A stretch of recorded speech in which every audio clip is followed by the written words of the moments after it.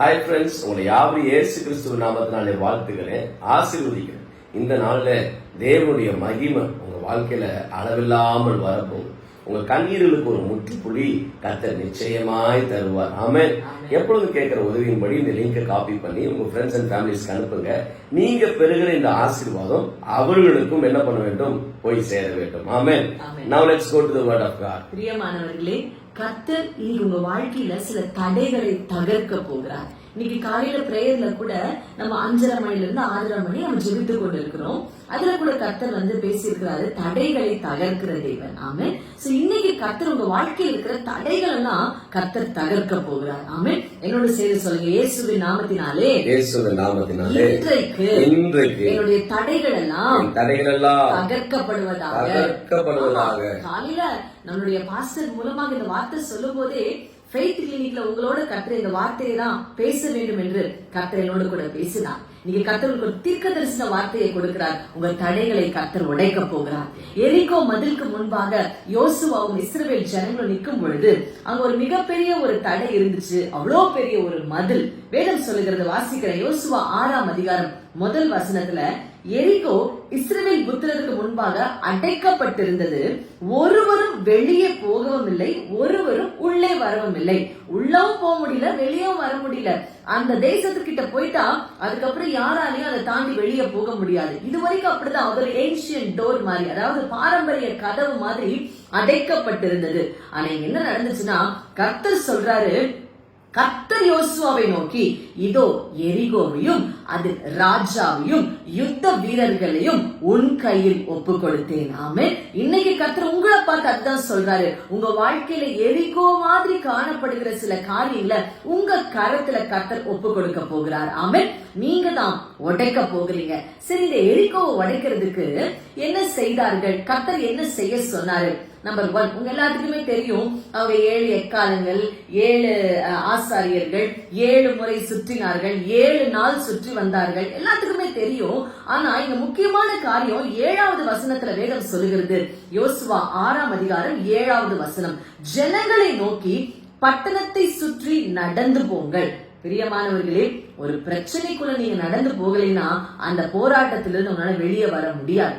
கர்த்தர் சொல்றாரு, நடந்து போப்பா, இந்த யுத்தத்துல நீ ஜெயிப்பேன்றாரு. நீங்க கூட அப்படிதான் உங்களுடைய பிரச்சனையின் மத்தியில எனக்கு ஏன் இப்படி பிரச்சனை நீங்க கேட்கறத நிறுத்திருங்க. உங்க போராட்டத்தின் மத்தியில ஏன் இவ்ளோ போராட்டம் அப்படி கேட்கறத நிறுத்திட்டு இந்த போராட்டத்துல ஏன் கர்த்தர் நடக்க வைக்கிறாருன்னா, இந்த எரிகோவை, இந்த போராட்டத்தை கர்த்தர் உங்களை வைத்துதான் மிதிக்க போகிறார். ஆமே. பாருங்க, கர்த்தர் சொன்னதுதான், பட்டணத்தை சுற்றி நடந்து போ. யுத்த ஜனங்களை கர்த்தரின் பெட்டிக்கு முன்பாக நடந்து வர கடவர்கள் நடந்து போன்றார். இன்னைக்கு நீங்க கூட தண்ணீர் மேல நடக்கிற ஒரு சூழ்நிலை இருக்கலாம், அக்கினியை கடந்து போகிற ஒரு சூழ்நிலை வரலாம். ஒண்ணு புரிந்து கொள்ளுங்க, 2 நீங்க கடந்து போனாலும் 2லயும் கர்த்தர் உங்களோடு கூட தான் இருப்பார். நீங்க நிச்சயமா ஜெயிப்பீங்க. 2வது, தடைகளை உடைக்கிறதுக்கு கர்த்தர் செய்ய சொன்ன காரியம் என்னன்னா, 8வது வசனம், யோசுவா ஜனங்களிடத்தில் பேசின உடனே தொனிக்கும் 7 எக்காலங்கள். வேதாகமத்துல புதிய ஏற்பாட்டுல எக்காலம் அப்படின்னா தேவனுடைய வார்த்தை. எப்பெல்லாம் தேவ வார்த்தையை நீங்க எக்காலத்தை போது ஊத ஆரம்பிக்கிறீங்களோ, பிரியமானவர்களே, உங்களுக்கு முன்பாக தடை நிற்க முடியாது. நம்பர் 1, கர்த்தர் நடந்து போக சொல்ல, நடந்து போகும்போது மகனே தேவையில்லாதது பேசாத, வார்த்தைய பேசுன்றாரு. ஒருவேளை நீங்க கடன்ல இருந்தீங்கன்னா நீங்க கடனை பார்த்து பேசணும். இயேசுவின் நாமத்துல நீயோ கடன் கொடுப்பாய், கடன் வாங்காதிருப்பாய் எழுதி இருக்கிறபடி நான் என்னுடைய கடன்கள் அடைக்கப்படுவதாக பேசணும். ஒருவேளை குடும்ப போராட்டம் இருந்துச்சுன்னா சொல்லணும், நானும் என் வீட்டாரும் கர்த்தரையை சேவிப்போம் என்று எழுதி இருக்கிறபடி கர்த்தர் இணைத்த இந்த குடும்பத்தை மனுஷன் பிரிக்க கூடாதுன்னு நீங்க கேட்கணும். 3வது, ஒருவேளை மிகப்பெரிய ஒரு உயர்வுகளை அடைய முடியாம தடையாய்கொண்டே இருந்துச்சுன்னா நீங்க பேசணும், இயேசுவின் நாமத்தில் எனக்கு முன்பாக இருக்கிற எரிகோ மதில்கள் இடிந்து விழுவதாக. இப்படி நீங்க பேச பேச எக்காலத்தை ஊத ஊத பிரியமானவர்களே ஒரு மிகப்பெரிய மாற்றம் உண்டாகும். ஆமென். 3வதாக, கர்த்தர் இஸ்ரவேல் ஜனங்க கிட்ட எரிகோ மதில உடைக்கிறதுக்கு, தடையை மிதிக்கிறதுக்கு என்ன செய்ய சொன்னாரு? வாசிக்கிறேன் 10வது வசனம், யோசுவா ஜனங்களை நோக்கி, நான் சொல்லும் நாள் மட்டும் நீங்கள் ஆர்ப்பரியாமலும் உங்கள் வாயினால் சத்தங்களை காட்டாமல் இருங்கள். பாருங்க, கர்த்தர் சொல்லுகிற நாள் வரைக்கும் நீங்க காத்திருக்க கற்றுக்கொள்ள வேண்டும். There are seasons and timings. கர்த்தருடைய நாட்கள்ல, கர்த்தருடைய கிரியேஷன்ல டைம்ஸும் சீசன்ஸும் இருக்கிறத நீங்க மறந்துடக்கூடாது. கர்த்தர் சொல்லுகிற வரைக்கும் அவர் என்ன சொன்னாரோ அதை செய்கிறதுல நீங்க சோர்ந்து போயிடக்கூடாது. இங்க 7 நாள் பண்ண சொன்னாங்க. 7 நாள் எத்தனையோ பேர் பார்த்து சிரிச்சிருப்பாங்க, எத்தனையோ பேர் அவமானப்படுத்தி இருப்பாங்க. கூட இருக்கிறவங்களே இதெல்லாம் நடக்குமா அப்படின்னு சொல்லி என்ன பண்ணிருப்பாங்க, நிந்தைக்குள்ள ஆக்கியிருப்பாங்க. ஆனா என்ன ஆனாலும், யார் பேசினாலும் கர்த்தர் சொன்னதை நிறைவேற்ற வல்லமை உள்ளவராய் இருக்கிறார் என்பதை முழு நிச்சயமாய் நம்பி யோசுவாவும் இஸ்ரவேல் ஜனங்களும் பிரயாணம் போகிறார்கள். இன்னைக்கு நான் சொல்றேங்க, இந்த 3 காரியத்தை மறந்துடாதீங்க. நீங்க பிரச்சனையின் மத்தியில நடந்து போனாதான் அந்த பிரச்சனையை உங்களால ஜெயிக்க முடியும். எந்த பிரச்சனையுமே சந்திக்காம நான் உயரத்துல போயிருவேன்னா அது வேதாகமத்தின் ஒரு முறை கிடையாது. பிரச்சனையின் மத்தியில போகும்போதுதான் நீங்க உயர முடியும். 2வது, எக்காலத்தை ஊத கற்றுக்கொள்ளுங்க. எக்காலத்தை ஊதும் பொழுது தேவையில்லாததை பேசாதீங்க, தேவ வசனத்தை பேசுங்க. 3வது, கர்த்தர் சொல்லுகிற வரைக்கும் அமைதியா இருக்க கற்றுக்கொள்ளுங்க. என்ன நடக்கும் தெரியுமாங்க? வாசிக்கிறேன். 20வது வசனம். எக்காலங்களை ஊதுகையில் ஜனங்கள் ஆர்ப்பரித்தார்கள். எக்கால சத்தத்தை ஜனங்கள் கேட்டு மகா ஆரவாரத்தோட முழங்குகையில் அலங்கம் இடிந்து விழுந்தது. உடனே ஜனங்கள் அவரவர் தங்களுக்கு நேராக பட்டணத்தில் ஏறி பட்டணத்தை பிடித்து சுதந்தரித்துக் கொண்டார்கள். இன்னைக்கு நான் சொல்றேன், உங்களுக்கு முன்பாக இவ்வளோ பெரிய தடை இருக்கேன்னு சொல்லி போயிடாதீங்க.